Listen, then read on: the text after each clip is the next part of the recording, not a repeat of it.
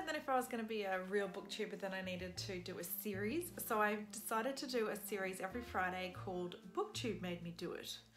Now I say that phrase, Booktube made me do it, a lot in my life, especially to my husband when books arrive in the mail, or when I go to pick up some bread and milk and come back with books in my hand.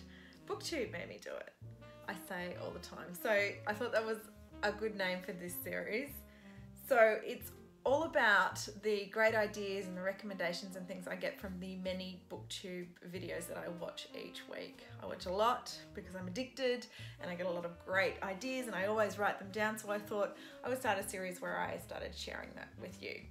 So the first thing that Booktube made me do this week was to add 6 books to my Goodreads Want to Read shelf, which is already exploding. So before this week, are you ready? I had 971 books on my Goodreads Want to Read shelf.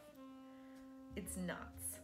And I've just added 6 more. So the 6 I added were from Rincey at Rincey Reads. She spoke about a book called A Gentleman's Murder by Christopher Huang in her September wrap-up. And I liked the sound of it. It was sort of a murder mystery set in the 1920s, which I'm getting into with my Sherlock Holmes thing. I'm really drawn towards those stories. But she talked about this one as having a bit of a cultural subplot, that the narrator, I think, had some Chinese heritage and it was during the wartime and all that sort of stuff. So the fact that it was a bit multi-layered appealed to me. So yeah, I decided to add that one. The next 3 are from Steve Donoghue, my favourite booktuber. The first one is Fear by Bob Woodward. Now, being an Australian, I watch American politics from afar and I shake my head a lot. But I read Fire and Fury by Michael Wolff. Well, I didn't read it, I DNF'd it after so many chapters because of it was really gossipy. I didn't enjoy the style of writing and I didn't feel like I was getting the real facts. I just thought, you know, it was from a source who knew someone 20 years ago. It wasn't hitting any notes with me. But Steve recommended Fear by Bob Woodward as a really great account. So I put that on my want to read list because of course it fascinates me, the American political scene, especially Trump.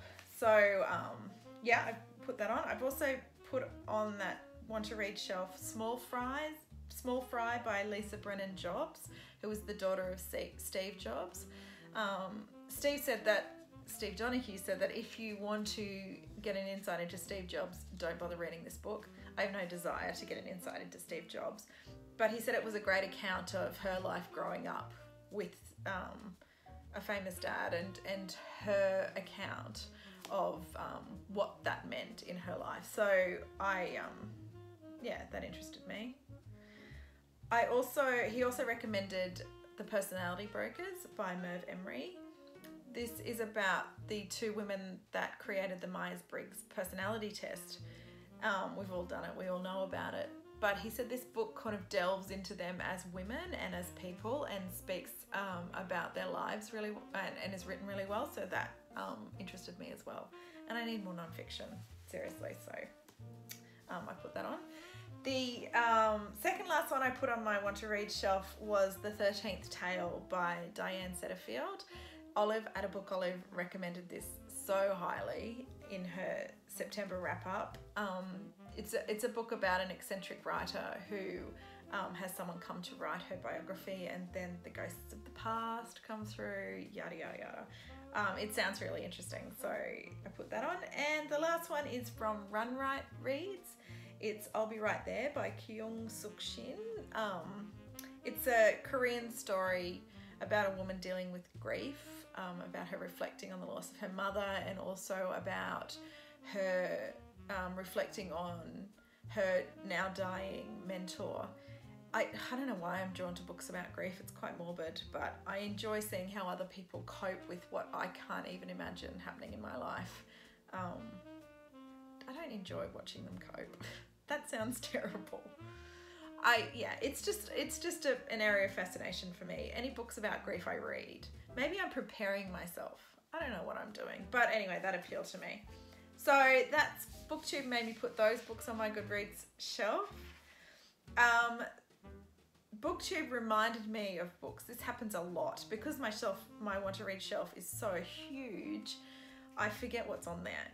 So this week, 3 booktubers reminded me of books that are already on my want to read shelf on Goodreads, and with these books I tend to pick from them from the past month for my next month's TBR. Does that make sense? So I pick one book that I was reminded of through the month before and get to it.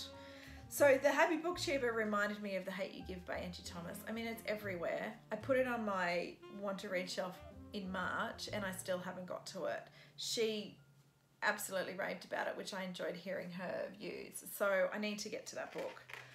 Steve Donoghue also reminded me of 2 books about reading that sounded cool when he told me about them a month ago, and still sound cool, so I need to get to them. The first one was On Reading Well, Finding the Good Life Through Great Books by Karen Swallow Pryor. And the second one is I'd Rather Be Reading, The Delights and Dilemmas of the Reading Life by Anne Bogle. They both sound like a lot of fun. I think all readers like to read about reading, or is that just an assumption? But it's certainly true for me. And then the last book, which I'm really interested in getting to, that Run Right Reads reminded me of, is Go Went Gone by Jenny ERPENBECK. This is a story about a retired professor in Berlin who befriends some African asylum seekers, and then his story and how his perspectives change after creating great friendships with these people. So I put that on my want to read shelf in March and I still haven't gone to it. And when she spoke about it, it reminded me how much I want to read that book. So I really think I'll put that on my November TBR and get that done. So Booktube also made me buy some books this month. I mean, it's constantly making me buy books. But I bought 3 books. I bought Washington Black because everyone says so. But when Steve said so, my ears pricked up. And so I bought that one. I bought The Overstory because I put up my top 5 books of 2018 so far, which had a book called Understory by Inga Simpson on there, which is all about trees. And when I put that up, Renee Pierre, who is a great Australian booktuber, he commented that I would really love The Overstory, and that there was so many sort of similarities between the 2 books in terms of them being about trees and Understory and Overstory. So I bought it immediately. It's been on my radar and I've wanted to do it. But yeah, that was the extra push I needed to buy that one. And then I bought Nevermore, the sort of kids fantasy series, I guess. Is it a fantasy series? I don't know. That Lauren in the Books is raving about. I bought that for my son for Christmas. He loved Harry Potter and is looking for another style of book, and he's trying The Hobbit, but it's heavy going for an 8-year-old. So I thought this might be lighter. And with Lauren's recommendations so high, she just loved it. She made a whole video about it. Then yeah, I immediately bought that for my son. So Booktube also makes me join book clubs and join read-alongs. It's a problem and I need to put a cap on it, but there are 3 that were brought to my attention over the last week that I must be a part of. I did not know that Russell from Ink and Paper blog has a book club called Debut Novels You May Have Missed. It sounds awesome, and his November pick is Disoriental by Nagar Jadi, and it's about a woman discovering her Iranian ancestry and her Iranian spirituality and connecting with her past. And that totally interests me. So I'm joining that book club for November. Then Britta Bowler announced her Nobel Women Read Along. And it's starting in November as well. So this is a read along where you read each month one book from a Nobel Prize winning author who is a woman. There is 11 women that Britta has suggested we read from, and she picks a book each month. And the November pick is The Saga of Gosta Berling by Selma Lagerlof. And the way she spoke about that book got me into it, and even the premise of this read along is really cool. So I'm joining her in November. And then lastly, Peg, the book prize addict, uncovered to me the Mooks and Gripes forum on Goodreads and the Mooks Madness list, Booker Darlings, the Booker Darlings list, which these guys have put together a list of 16 authors who have all been nominated for the Man Booker Prize at least 3 times. And then for each of those 16 authors, they've listed 4 books. And then in March of 2019, there's a big voting situation and whatever comes out on top. I'm not really interested in all that sort of stuff, but it kind of highlighted to me that I've only read 2 books on that list. And these authors, you know, you get into the steam of reading new works, and there's so many, you know, debut novels that come out and new releases that come out, that maybe there's a back catalogue of authors that I need to experience that are really great. And this list, when I read through it, highlighted that to me. So I'm not going to get involved in reading 64 books by March. It's never going to happen. And I can't commit to just one thing for that long. Peg's awesome.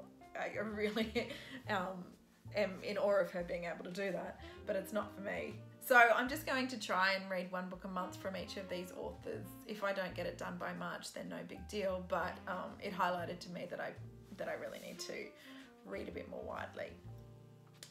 And then lastly, Booktube gave me a great idea. And I've often sat and watched so many booktubers get excited about the next book in the series coming out. And, you know, I kind of put that a lot to fantasy genres and YA genres, and I don't read any of those genres. And I kind of was a bit envious of that.